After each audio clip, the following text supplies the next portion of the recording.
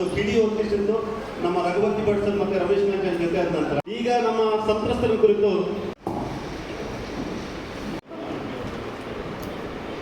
ಇದು ನಮ್ಮ ಸಂತ್ರಸ್ತ ಪರವಾಗಿ ಇವತ್ತಿನ ಈ ಕಾರ್ಯಕ್ರಮವನ್ನು ಒಂದು ಕಪ್ಪು ಚುಕ್ಕಿ ಅಂತ ಹೇಳಬೇಕಾಗುತ್ತೆ. ಯಾರೇ ಒಬ್ಬ ಲೋನ್ ತಗೊಂಡವ ನನಗೆ ಸಿಗಲಿಲ್ಲ ಅಂತ ಸುಮ್ಮನೆ ಹೇಳಲಿಕ್ಕಾಗಲ್ಲ. ಅವನಿಗೆ ಸಿಗದಿದ್ದರೆ ಮಾತ್ರ ಹೇಳ್ತಾನೆ. ಕಟ್ಟಲಿಕ್ಕಾಗೋದಿಲ್ಲ ಅಂತ ಕಟ್ಟದೇ ಇರುವಂಥವ್ರು ತುಂಬ ಜನ ಇದ್ದಾರೆ, ಕಟ್ಟಲಿಕ್ಕಾಗಲ್ಲ. ಆದರೆ ನಮಗೆ ಸಿಕ್ಕಲಿಲ್ಲ ಅಂತ ಹೇಳುವಂಥದ್ದು ಅಂಥ ಪ್ರಕರಣಗಳಾಗಲ್ಲ, ಸಿಗದಿದ್ದಾಗ ಮಾತ್ರ ಆಗಲ್ಲ. ಹಾಗಾಗಿ ಇವತ್ತು ಇದರಲ್ಲಿ 2-3 ವಿಭಾಗದ ಜನ ಇದ್ದಾರೆ. ಒಂದು ಸೈನೇ ಹಾಕಿದ್ದವರಿದ್ದಾರೆ, ಯಾವ ಸೈನು ಹಾಕಿಲ್ಲ, ಒಂದು ಸೈನು ಇಲ್ಲ. ಅವರ ಹೆಸರಲ್ಲಿ ಡುಪ್ಲಿಕೇಟ್ ಸೈನನ್ನು ಹಾಕಿ ಲೋನ್ ಪೇಪರನ್ನು ಮಾಡಿದ್ದಾರೆ. ಕ್ಯಾಶ್ ವಿತ್ಡ್ರಾವಲ್ ಸಹಿತ ಡುಪ್ಲಿಕೇಟ್ ಹಣವನ್ನು ಡ್ರಾ ಮಾಡಿದ್ದಾರೆ. ಎರಡನೇದು ಕೆಲವು ಸೈನ್ ಹಾಕಿದ್ದಾರೆ ಮತ್ತು ಕೆಲವನ್ನು ಡುಪ್ಲಿಕೇಟ್ ಮಾಡಿದ್ದಾರೆ. ಅಂದರೆ ಕೆಲವು ಸೈನ್ಗಳನ್ನು 4-5 ಸೈನ್ ಹಾಕಿದ್ದಾರೆ. ಒಂದು ಲೋನ್ ಹಾಕಬೇಕಾದ್ರೆ ನಾವು ಕೋಆಪರೇಟಿವ್ 25-30 ಇದೆ, 50 ಸೈನ್ ಬೇಕು.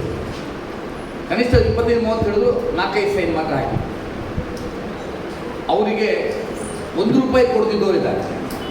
ಈಗ ಇವರ ಶೆಣೆಯವರ ಟೀಮ್ ₹1 ಸಿಕ್ಕಿಲ್ಲ. ಅವರು 2 ಲಕ್ಷ ಲೋನ್ ಆಗಿದೆ ಬಿಟ್ಟರೆ ಸಿಂಗಲ್ ರೂಪಿ ಅವ್ರಿಗೆ ಯಾರಿಗೂ ಕೈಯಲ್ಲಿ ಸಿಕ್ಕಿಲ್ಲ. ಇನ್ನು 3ನೇ ವಿಭಾಗ ಸೈನ್ ಹಾಕಿದ್ದಾರೆ. ಕೆಲವು ಸೈನ್ ಹಾಕಿದ್ದಾರೆ, 20,000 ಸಿಕ್ಕಿದೆ, 40,000 ಸಿಕ್ಕಿದೆ, 70,000 ಸಿಕ್ಕಿದೆ, 85,000 ಸಿಕ್ಕಿದೆ. ಮ್ಯಾಕ್ಸಿಮಮ್ ಅಂದರೆ 1 ಲಕ್ಷ ಸಿಕ್ಕಿದಂಥವ್ರು ಇದ್ದಾರೆ. ನನ್ನ ಹತ್ರ ಬಂದಾಗ ನಾನು ಹೇಳಿದಂಥದ್ದು ಇಷ್ಟೇ, ನೀವು ಆ್ಯಕ್ಚುಲಿ ಎಷ್ಟಿದೆ ಅಷ್ಟನ್ನು ಹೇಳಿ, ಸುಳ್ಳು ಹೇಳಿಕ್ಕೆ ಹೋಗಬೇಡಿ. ನಾಳೆ ಇದು ಆಣೆ ಪ್ರಮಾಣಕ್ಕೆಲ್ಲ ಹೋಯ್ತಲ್ಲ, ಇದು ಕೋರ್ಟ್ ಕಚೇರಿಗೆ ಹೋಗೋದಕ್ಕಿಂತ ಜಾಸ್ತಿ ಆಣೆ ಪ್ರಮಾಣ ಅಂತ ಹಾಗೆ ಸಮಸ್ಯೆ ಆಗಬಾರ್ದು ಹೇಳಿದ್ದೆ. ಮತ್ತು ನಾನು ಅವರಿಗೆ ಹೇಳಿದ್ದೇನು ಅಂದರೆ, ಪತ್ರಕರ್ತರಿಂದ ಇನ್ನೊಮ್ಮೆ ವಿವರಿಸಬೇಕಾಗ್ತದೆ, ತಪ್ಪು ಕಲ್ಪನೆಗಳು ಬೇಡ. ನಾನು ಅವ್ರಿಗೆ ಏನು ಹೇಳಿದ್ದು ಅಂದರೆ, ನೀವು ಎಷ್ಟು ತಗೊಂಡಿದ್ದೀರಾ ಅದನ್ನು ಆವತ್ತಿನ ಇವತ್ತಿನವರೆಗೆ ಬಡ್ಡಿ ಸಮೇತ ಕೊಡ್ಲಿಕ್ಕೆ ತಯಾರಿ ಇರಬೇಕು. ಈಗ 20,000 ತಗೊಂಡಿದ್ರೆ 20,000ಕ್ಕೆ ಬಡ್ಡಿ ಸಮೇತ ಕೊಡ್ಲಿಕ್ಕೆ ತಯಾರಿ ಇರಬೇಕು. ಎಕ್ಸ್ಟ್ರಾದಕ್ಕೆ ಕೊಡದಿದ್ದಾಗೆ ನಾವು ಹೋರಾಟ ಮಾಡೋಣ ಅಂತ ಹೇಳಿ ಅವರೆಲ್ಲರೂ ಅದನ್ನು ಒಪ್ಪಿ ಅಂತ ಹೋರಾಟ ಆಗಿದೆ. ಇವತ್ತು ಕೋಆಪರೇಟಿವ್ ವ್ಯವಸ್ಥೆ ಎಷ್ಟು ಹದಗೆಟ್ಟಿದೆ, ಎಷ್ಟು ಕಷ್ಟ ಆಗಿದೆ ಅಂತ ಈ ಪ್ರಕರಣವನ್ನು ಅಧ್ಯಯನ ಮಾಡಿದವರಿಗೆ ಇದರಲ್ಲಿ ಡಾಕ್ಟರೇಟ್ ಮಾಡಬಹುದು. ಕೋಆಪರೇಟಿವ್ ವ್ಯವಸ್ಥೆ ಭ್ರಷ್ಟ ಎಷ್ಟಾಗಿದೆ ಅಂತ. ನೀವು ಇವತ್ತು 64 ಎಂಕ್ವೈರಿ ಆಗ್ತಾ ಇದೆ. ಇವರೆಲ್ಲ ಹೋಗಿ ಹೇಳಿಕೆ ಕೊಟ್ಟಿದ್ದಾರೆ, ನಾವು ಸೈನ್ ಹಾಕಲಿಲ್ಲ, ನಮ್ಗೆ ಹಣ ಸಿಕ್ಕಲಿಲ್ಲ ಅಂತ. ಇನ್ನೊಂದು ಕಡೆಯಿಂದ ನಿಮಗೆ ಅಲ್ಲಿ ಬೆಂಗಳೂರಲ್ಲಿ ಮಹಾಮಂಗಳ ಮಂಡಲದ ಅಧಿಕಾರಿಗಳು ಇವರಿಗೆ ನೋಟಿಸ್ ಕೊಟ್ಟು ಇವರು ರಿಪ್ಲೈಯನ್ನು ಕೊಟ್ಟು ಒಂದೇ ಹಿಯರಿಂಗಲ್ಲಿ ಎಕ್ಸ್ಪಾರ್ಟಿ ಮಾಡಿ ಇವರಿಗೆ ವಸೂಲಿಗೆ ಆರ್ಡ್ರನ್ನು ಮಾಡ್ತಾರೆ. ಇವರಿಗೆ ಕೊಡಬೇಕು, ಪೇಮೆಂಟ್ ಹೋಯ್ತು ಸರಿ, ಅಧಿಕಾರಿಗಳಿಗೆ ಪೇಮೆಂಟ್ ಹೋದ್ಕೂಳೆ ಕೇಸ್ ಕ್ಲೋಸ್. ಕೋಆಪರೇಟಿವ್ ವ್ಯವಸ್ಥೆ ಎಲ್ಲಿ ತನಕ ಬಂದಿದೆ ಅಂತ ಹೇಳುವಂಥದ್ದು ನೀವು ನೋಡಬೇಕಾಗಿದೆ. ನಾನಿವತ್ತು ಕೇಳುವಂಥದ್ದು, ಮಹಾಲಕ್ಷ್ಮಿ ಕೋಆಪರೇಟಿವ್ ಅಧ್ಯಕ್ಷರು ಶಾಸಕರು ಆಗಿದ್ದಾರೆ. ಅವರು ಕೇವಲ ಅಧ್ಯಕ್ಷರು ಮಾತ್ರ ಅಲ್ಲ, ಶಾಸಕರಾದಂಥವರಿಗೆ ಪ್ರತಿಯೊಬ್ಬ ಅವರ ಮತದಾರರಲ್ಲ, ಅವರನ್ನು ಮತದಾರರು ಅವರ ಸಮಸ್ಯೆಗಳನ್ನು ಆಲಿಸುವಂಥದ್ದು, ಅವರಿಗೆ ಸ್ಪಂದಿಸುವಂಥದ್ದು ಒಬ್ಬ ಜನಪ್ರತಿನಿಧಿಯ ಕರ್ತವ್ಯ. ನಾನು 3 ಬಾರಿ ಶಾಸಕನಾಗಿದ್ದೇನೆ. ಒಬ್ಬ ಜನಪ್ರತಿನಿಧಿ ಆದಂಥವನು ಅದನ್ನು ಕೂತ್ಕೊಂಡು ಇತ್ಯರ್ಥ ಮಾಡಬೇಕು, ಸೆಟ್ಲ್ ಮಾಡಬೇಕು. ಇದನ್ನು ಹಾದಿ ಮಾಡುವಂಥದ್ದು, ಮಾಡದಿದ್ದಾಗೆ ನೋಡಬೇಕಾದಂಥವನು ಬ್ಯಾಂಕಿನ ಅಧ್ಯಕ್ಷದ್ದು ಜವಾಬ್ದಾರಿ, ಶಾಸಕರದ್ದು ಜವಾಬ್ದಾರಿ ಇರ್ತದೆ. ನಾನು ಇವತ್ತು ಕೇಳುವಂಥದ್ದು, ಇವತ್ತು ಇಷ್ಟು ಚರ್ಚೆ ಆದಮೇಲೆ ಯಾವುದಾದ್ರೂ ಸಂತ್ರಸ್ತರನ್ನು ಕರೆದು, ಏನು ನೀವೆಲ್ಲ ಹೋಗಿ ರಘುಪತಿ ಭಟ್ರ ಹತ್ರ, ರಮೇಶ್ ನಾಯ್ಕ ಹತ್ರ, ಜಯಪ್ರಕಾಶ್ ಹೆಗ್ಡೆ ಹತ್ರ ಇದಕ್ಕೆ ದೂರ ಹೇಳ್ಕೊಡ್ತೀವಿ, ಬನ್ನಿ ನನ್ನ ಹತ್ರ ಬನ್ನಿ, ಏನು ಸಮಸ್ಯೆ ಹೇಳಿ ಅಂತ ಕರೆದು ಒಂದು ಸೆಟಲ್ಮೆಂಟ್ ಮಾಡೋದು. ನಾನಂತೂ ಓಪನ್ ಆಗಿ ಅವ್ರಿಗೆ ಹೇಳಿದೆ, ನೀವು ಬ್ಯಾಂಕ್ ಹತ್ರ ಕೂತ್ಕೊಂಡು ಸೆಟಲ್ ಮಾಡೋದು ಬೆಟರ್, ಮಾಡಿಕೊಳ್ಳಿ, ಆಗದಿದ್ದರೆ ನಾವು ನಿಮ್ಮೊಟ್ಟಿಗೆ ಇದ್ದೇವೆ ಅಂತ ಹೇಳ್ತೀವಿ. ಆದರೆ ಇವತ್ತು ಇಷ್ಟು ಜನ ಬ್ಯಾಂಕ್ನ ಗ್ರಾಹಕರು ಅವ್ರನ್ನ ಕರೆದು ಒಬ್ಬ ಶಾಸಕನ ನೆಲೆಯಲ್ಲಿ ಏನು ಸಮಸ್ಯೆ ಇತ್ತು ಅಂತ ಹೇಳುವಂಥ ವಿಚಾರಣೆ ಮಾಡಿ ಅದಕ್ಕೇನಾದ್ರು ಒಂದು ಪರಿಹಾರ. ಅವ್ರಿಗೆ ಇವರು ಮಹಿಳೆಯರು ಅವ್ರ ಹತ್ರ ಬ್ಯಾಂಕಿಗೆ ಹೋಗಿ ಮನವಿ ಸಲ್ಲಿಸಲಿಕ್ಕೆ ಹೋದರೆ ಅವ್ರ ಮೇಲೆ ಗಲಾಟೆ ಮಾಡಿ ಅವರನ್ನು ಹೊರಗುತ್ತಿನ ವಿಡಿಯೋ ಇದ್ದಾವೆ. ಅಲ್ಲ, ನಾನಿದು ಪೊಲಿಟಿಕಲೈಸ್ ಮಾಡಲಿಕ್ಕೆ ಬಂದದ್ದಲ್ಲ. ನಾನು ಇವತ್ತು ಆಗ್ರಹ ಮಾಡುವಂಥದ್ದು ಪತ್ರಕರ್ತರ ಮೂಲಕ, ಯಾಕಂದ್ರೆ ಮತ್ತೆ ಅರ್ಥ ಮಾಡೋದು ಇವ್ರ ಹತ್ರ ಹೇಳಿ ಅಂತ. ಅವರು ಶಾಸಕರಾಗಿ ಅವರ ಒಂದು ಸಾಮಾಜಿಕ ಜವಾಬ್ದಾರಿ ಅಂತ ಇರ್ತದೆ ಶಾಸಕರುಗಳಿಗೆ. ಒಂದು ಊರಿನಲ್ಲಿ ಯಾವುದೇ ಸಮಸ್ಯೆಗಳಾದರೆ ಅದಕ್ಕೆ ಸೌಹಾರ್ದವಾದಂಥ ಪರಿಹಾರವನ್ನು ಕೊಡುವಂಥದ್ದು ಒಬ್ಬ ಶಾಸಕರಾದ ಜವಾಬ್ದಾರಿ. ಆ ದೃಷ್ಟಿಯಿಂದ ಅದು ಇವರನ್ನು ಕರೆಸಬೇಕು. ಅವರನ್ನು ಪ್ರತ್ಯೇಕವಾಗಿ ಕರೆದು ಇಂಡಿವಿಜುವಲ್ ಬೇಕಾದ್ರೆ ಹಿಯರಿಂಗ್ ಮಾಡಿ ಏನಾಗಿದೆ, ಕಷ್ಟ ಇದೆಯಾ, ಈಗ ಬ್ಯಾಂಕ್ ಅಧ್ಯಕ್ಷರು ಶಾಸಕರೊಬ್ಬರಿಗೆ ಕಷ್ಟ ಇದೆಯಾ ನಾನು ಕೇಳುವಂಥದ್ದು. ಅಣ್ಣನ ಹೆಸರು ಒಂದು, ತಮ್ಮನ ಹೆಸರು. ನಾನು ಹೇಳಿದೆ ನೀವು ಯಾಕೆ ಕಂಪ್ಲೇಂಟಿಗೆ ಬರಲಿಲ್ಲ ಅಂತ. ಸರ್ ನಮ್ಮದೊಂದು ಹೌಸಿಂಗ್ ಲೋನು ಅಲ್ಲೇ ಉಂಟು, ನಮ್ಮದು ಜಾಗ ಅಲ್ಲೇ ಅಡವಿಟ್ಟಿದ್ದೇನೆ. ನನಗೆ ಅವರು ಅಧಿಕಾರಿಗಳು ಥ್ರೆಟ್ ಮಾಡ್ತಾ ಇದ್ದಾರೆ, ನೀವು ಅಲ್ಲಿಗೆ ಹೋಗಿ ಅದರೊಟ್ಟಿಗೆ ಸೇರಿಕೊಂಡ್ರೆ ಮತ್ತು ಒಂದು ಲೋನನ್ನು ಅವರ ಲೋನನ್ನು ಅದರೊಟ್ಟಿಗೆ ಸೇರಿಸಿ ಮಾಡಿಟ್ಟಿದ್ದಾರೆ. ಅಂದರೆ 2 ಲಕ್ಷ ಅವ್ರಿಗೆ ಸಿಗದೇ ಇದ್ದ ಲೋನನ್ನು ಅವರ ಹೌಸಿಂಗ್ ಲೋನಿಗೆ ಸೇರಿಸ್ಕೊಂಡ್ಬಿಟ್ಟಿದ್ದಾರೆ. ಇನ್ನೊಂದು ಲೋನು ನೀವು ಎಲ್ಲಿಯಾದರೂ ಇದಕ್ಕೆ ಹೋದರೆ ನಿಮ್ಮದು ಬ್ಯಾಂಕಲ್ಲಿ ಒಂದು ಜಾಗ ಅಡವಿಟ್ಟು ಅಂತಿದ್ರೆ ಏನೂ ಮಾಡ್ಬೋದಲ್ಲ, ಅವ್ರಿಗೇನೋ ತೋರಿಸ್ಕೊಡ್ಬೋದು. ಇಂಥ ತುಂಬ ಜನ ಇವತ್ತು ಇದ್ದಾರೆ. ಕಣ್ಣಿ ಸಂಘದವರು ನಮ್ಗೆ ಫೋನ್ ಮಾಡಿದರು, ಸರ್ ಇಲ್ಲ ನಮಗೆ ಬೇರೆ ಬೇರೆ ಒತ್ತಡದಿಂದ ನಾವು ಬರಲ್ಲ, ಅದಕ್ಕೆ ಹೋಗಿ ನಮಗೆ ಇಟ್ಕೊಳ್ಳೋದು. ಅಂದರೆ ಇದು ನನ್ನ ವಿನಂತಿ ಏನಂದರೆ ಕೋಆಪ್ರೇಟಿವ್ನಲ್ಲಿ ಯಾವ ರೀತಿಯೂ ದುಡ್ಕೊಂಡು ಹೋಗ್ಲಿಕ್ಕಾಗ್ತದೆ. ಅಂದರೆ ಭ್ರಷ್ಟ ವ್ಯವಸ್ಥೆ ಇಲ್ಲಿ ಇರುವುದರಿಂದ ಇದನ್ನು ನಾನು ಶಾಸಕ ಈ ಸರ್ಕಾರ ಬಂತು, ಈ ಪಾರ್ಟಿ ಬಂತು ಹೀಗೆ ಅಂತಲ್ಲ, ಎಲ್ಲ ಕಾಲದಲ್ಲಿ ಇದೆ. ಅವ್ರ ಅಧಿಕಾರಿಗಳದ್ದು ವ್ಯವಸ್ಥೆ ಇದೆ. ಇವತ್ತು ಕೋಆಪರೇಟಿವ್ ವ್ಯವಸ್ಥೆಯೇ ದುಡ್ಡಿನ ಆಧಾರದಲ್ಲಿ ನಡೀತಾ ಇದೆ. ಇಂಥ ಸಂದರ್ಭದಲ್ಲಿ ಒಬ್ಬ ಶಾಸಕರಾದಂಥವರು ಇವತ್ತು ನಾನು ಸಾರ್ವಜನಿಕವಾಗಿ ಪತ್ರಕರ್ತರ ಮೂಲಕ ಶಾಸಕರಿಗೆ ವಿನಂತಿ ಮಾಡ್ತಾ ಇದ್ದೇನೆ, ದಯವಿಟ್ಟು ಇವರನ್ನು ಕರೆಸಿ. ಪಾಪ ಬಡವರಿದ್ದಾರೆ, ಅಮಾಯಕರಿದ್ದಾರೆ. ಓಕೆ, ನಿಮ್ಮ ಸುಬ್ಬಣ್ಣ ಅಂತ ಹೇಳುವಂಥ ಒಬ್ಬ ಮ್ಯಾನೇಜರೇ ಅಪರಾಧ, ಅವನು ಇವರಿಗೆ ಅನ್ಯಾಯ ಮಾಡಿದ್ದಾನೆ. ನಿಮ್ಮ ಒಳಗೆ ಹೆಡ್ ಆಫೀಸಲ್ಲಿ ಯಾರು ಸೇರಿಕೊಂಡಿದ್ದಾರೆ ಅದನ್ನು ಕಂಡುಹಿಡಿದು. ಕೇವಲ ಒಬ್ಬ ಬ್ರಾಂಚ್ ಮ್ಯಾನೇಜರಿಂದ ಇಶ್ಯೂ ಮಾಡಲಿಕ್ಕೆ ಸಾಧ್ಯತೆ ಇದೆಯಾ? ಯೋಚನೆ ಮಾಡಿ. ಹೆಡ್ ಆಫೀಸಿಗೆ ಗೊತ್ತಿಲ್ಲ ಆಗಲಿಲ್ಲ ಅಂತ ಹೇಳಿದ್ರೆ ಇದನ್ನು ನಂಬಲಿಕ್ಕೆ ಸಾಧ್ಯ. ಯಾರಿದ್ದಾರೆ ಕೇಳಿ, ಯಾರು ಆಡಳಿತ ಮಂಡಳಿಯವರು, ನಾನು ಯಾರದ್ದು ಶಾಸಕರು ಇದನ್ನು ಮಾಡಿದ್ದಾರೆ ಅಥವಾ ಆಡಳಿತ ಮಂಡಳಿ ಅಂತ ಮಾಡಿ ಹೇಳಿಕ್ಕೆ ತಯಾರಿಲ್ಲ. ಯಾರು ಅಧಿಕಾರಿಗಳು ಮಾಡಿರ್ಬೋದು, ಯಾರು ಮಾಡಿದ್ದಾರೆ ಇದನ್ನು ದಯವಿಟ್ಟು ತನಿಖೆ ಮಾಡಿ ಇವರಿಗೆ ನ್ಯಾಯ ಕೊಡಿ. ಇವ್ರ ಹತ್ರ ತಗೊಳ್ಳಿ. 20,000 ಕೊಟ್ಟವರಿಗೆ ಎಷ್ಟು ತಗೊಂಡಿದೆ ಅಷ್ಟನ್ನು ಬಡ್ಡಿ ಸಮೇತ ತಗೊಳ್ಳಿ. ಬ್ಯಾಂಕ್ ಯಾರಿಗೋ ಡೆಪಾಸಿಟರ್ ಹಣ ತಗೊಂಡು ಮಾಡೋದು ಯಾವುದು ಇದಲ್ಲ, ಡೆಪಾಸಿಟರ್ ಹೇಳ್ಕೊಡ್ಬೇಕು. ನಾವು ಇವತ್ತು ಇವರಿಗೂ ಹೇಳಿದ್ದೇನೆ, ನೀವು ಬಡ್ಡಿ ಸಮೇತ ನೀವು ತಗೊಂಡು ಹಣ ಕೊಡಬೇಕು ಅಂತ. ಆದರೆ ಇವತ್ತು ಆಗಲಿಲ್ಲ. ಸೊ ಇದನ್ನು ದಯವಿಟ್ಟು ತಡಾದರೂ ತೊಂದರೆಲ್ಲ, ಇವರನ್ನು ಎಲ್ಲಿಯೂ ಅಲಸುವಾಗಿ ಮಾಡಬೇಡಿ. ಮತ್ತು ನಮಗೆ ಯಾವುದೋ ವೈಯಕ್ತಿಕ ಕಾರಣಕ್ಕೋಸ್ಕರ ನಾವು ಇಲ್ಲಿ ಬರುವಂಥದ್ದಲ್ಲ. ಯಾವುದು ಶಾಸಕರ ಮೇಲೆ ಆರೋಪಿಸಿ ಅವ್ರು ಯಾವುದು ತಪ್ಪು ಮಾಡಿದ್ದಾರೆ ಅಂತ ಸಮಾಜಕ್ಕೆ ಬಿಂಬಿಸಬೇಕು ಅಂತ ನಾನು ಯಾರು ಮಾಡ್ತಾ ಇಲ್ಲ, ನಮ್ಮ ಉದ್ದೇಶವೂ ಇಲ್ಲ. ಇದು ಸ್ಪಷ್ಟ. ಅವರೇ ಸೆಟ್ಲ್. ಈಗ ನಮ್ಮ ಹತ್ರ ಇಷ್ಟು ಜನ ಬಂದಾಗ ನಾವೇನು ಮಾಡಬೇಕು? ಸಾರ್ವಜನಿಕ ಜೀವನದಲ್ಲಿರುವಂಥವ್ರು 3 ಬಾರಿ ಶಾಸಕರು ಇವರೆಲ್ಲ ನಮಗೆ, ಕೆಲವರಾದರೂ ನಮ್ಗೆ ಓಟ್ ಹಾಕಿ ನಮ್ಮನ್ನು ಶಾಸಕ ಮಾಡುವ ನಮ್ಗೆ ಓಟ್ ಹಾಕಿದ್ದಾರೆ. ನಮಗೆ ನಮ್ಮ ಜವಾಬ್ದಾರಿ ಇತ್ತು. 3 ಬಾರಿ ನಾನು ಶಾಸಕನಾಗಿದ್ದೇನೆ. ಬಂದಾಗ ಇಲ್ಲೆಲ್ಲ ಇದು ಮಹಾಲಕ್ಷ್ಮಿ ಅಂತ ನಮ್ಮ ಶಾಸಕರದ್ದು ನಾನು ಬಿಡಿ ಅಂತ ಹೇಳಲಿಕ್ಕೆ ಆಗ್ತದಾ? ಹೇಳಲಿಕ್ಕಾಗಲ್ಲ. ಹಾಗಾಗಿ ಇದಕ್ಕೆ ಅವಕಾಶ ಕೊಡಬೇಡಿ. ನೀವೇ ಶಾಸಕರೇ, ನೀವು ಕರೀರಿ, ಇವರೆಲ್ಲರನ್ನು ಕರೀರಿ. ನಮ್ಮ ಯಾರು ಬೇಡ, ನಾಗೇಂದ್ರನೂ ಕರೀರಿ ಬೇಡ, ಅವ್ರು ಅಷ್ಟು ಜನರನ್ನು ಕರೀರಿ. ಬೇಕಾದ್ರೆ ಇಂಡಿವಿಜುವಲ್ ಕರೀರಿ, ಸೆಟ್ಲ್ ಮಾಡಿ. ಇದು ಮಹಾಲಕ್ಷ್ಮಿಯ ಬ್ಯಾಂಕ್ ಯಾರೋ ಎಲ್ಲ ಹಿರಿಯರೆಲ್ಲ ಕಟ್ಕೊಂಡು ಈಗೆಲ್ಲ ಮತ್ತವರಾಗಿ ಫೋಟೋ ಎಲ್ಲ ಹಾಕ್ತಾ ಇದ್ದಾರೆ ಅಡ್ವರ್ಟೈಸ್ಮೆಂಟ್.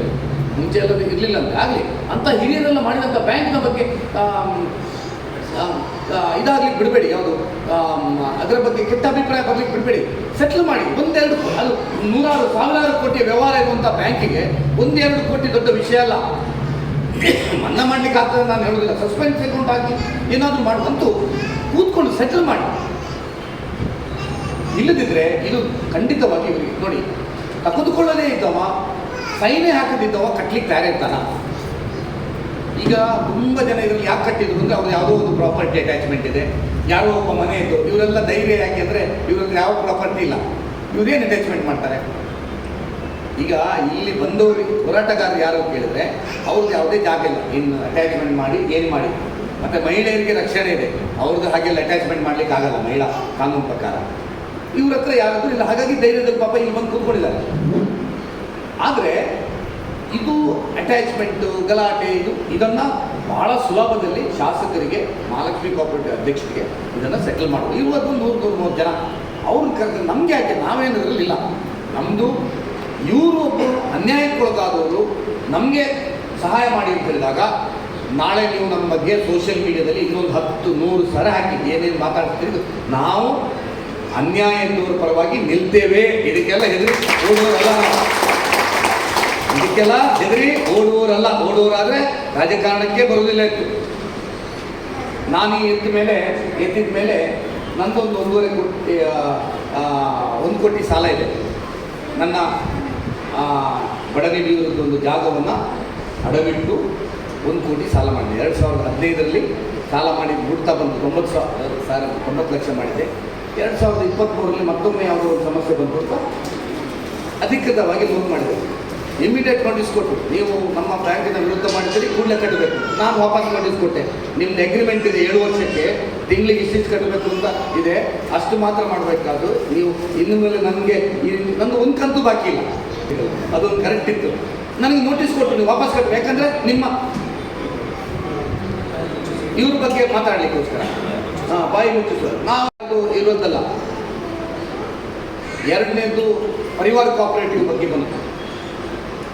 ಪರಿವಾರ cooperative bank Shivapadi credit cooperative society ಅಂತಿದ್ದದ್ದು RSSನ ಪ್ರಮುಖರು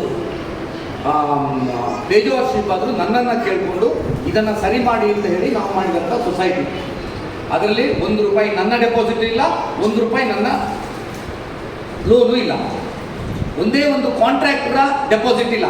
ಟೋಟಲ್ ಇರೋದು 30 ಕೋಟಿ ಡೆಪಾಸಿಟ್. ಎಷ್ಟು ಪರಿವಾರ ಕೋಆಪರೇಟಿವ್ ಇರೋದು ಟೋಟಲ್ 30 ಕೋಟಿ. ನಾನು ಅದರ ಅಧ್ಯಕ್ಷನಾದ ಮೇಲೆ 3 ಸರ್ತಿ ಶಾಸಕನಾಗಿದ್ದೆ. ಶಾಸಕರಾದಂಥವ್ರಿಗೆ ಡೆಪಾಸಿಟ್ ಬೇನಾಮಿ ಕನೆಕ್ಟ್ ಮಾಡೋದು ಅಂತಾದರೆ 300 ಕೋಟಿ ರೂಪಾಯಿ ಮಾಡ್ಬೋದಿತ್ತು.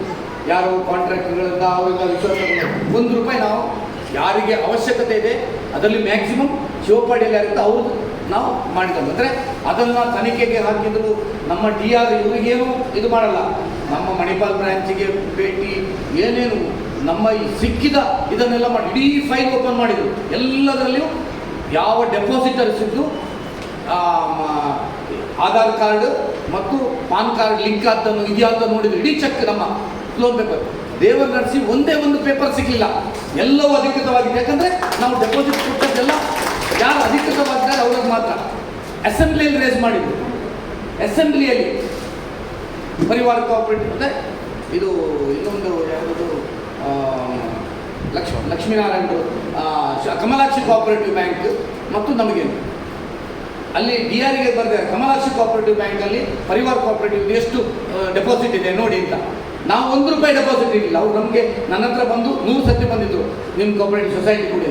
ನಮಗೆ ಆ ಕೋಆಪರೇಟಿವ್ ಬ್ಯಾಂಕಲ್ಲಿ 1 ರೂಪಾಯಿ ಇರಲಿಲ್ಲ. ನಮ್ಗೆ 1 ರೂಪಾಯಿ ಪರಿವಾರದಿಂದ ಇದರಲ್ಲಿಲ್ಲ. ಅದನ್ನು ತನಿಖೆ ಆಯಿತು. ಅದನ್ನು ಕೇಳಿದ್ರು ನಮಗೆ, ಇಲ್ಲ ನಮ್ದು 1 ರೂಪಾಯಿ ಇಲ್ಲ, ಬೇನಾಮಿ ಹೆಸರಿನಲ್ಲಿ ಡೆಪಾಸಿಟ್ ಇದೆ. ಸರ್, ಒಬ್ಬ ಶಾಸಕನಾದದ್ದು ಇದು ರೂಲಿಂಗ್ ಪಾರ್ಟಿ ಶಾಸಕ ಇದ್ದರೆ ಮುಖ್ಯಮಂತ್ರಿ ನಮ್ಮ ಕ್ಷೇತ್ರದವರು ಇದ್ದಾಗಿದ್ರೆ ಒಬ್ಬ ಕೋಆಪರೇಟಿವ್ಗೆ 30 ಕೋಟಿಯ 300 ಕೋಟಿ ರೂಪಾಯಿ 300 ಅಲ್ಲ ಜಾಸ್ತಿ ಮಾಡ್ಬೋದು ಬೇನಾಮಿ ಇರ್ತಾರೆ.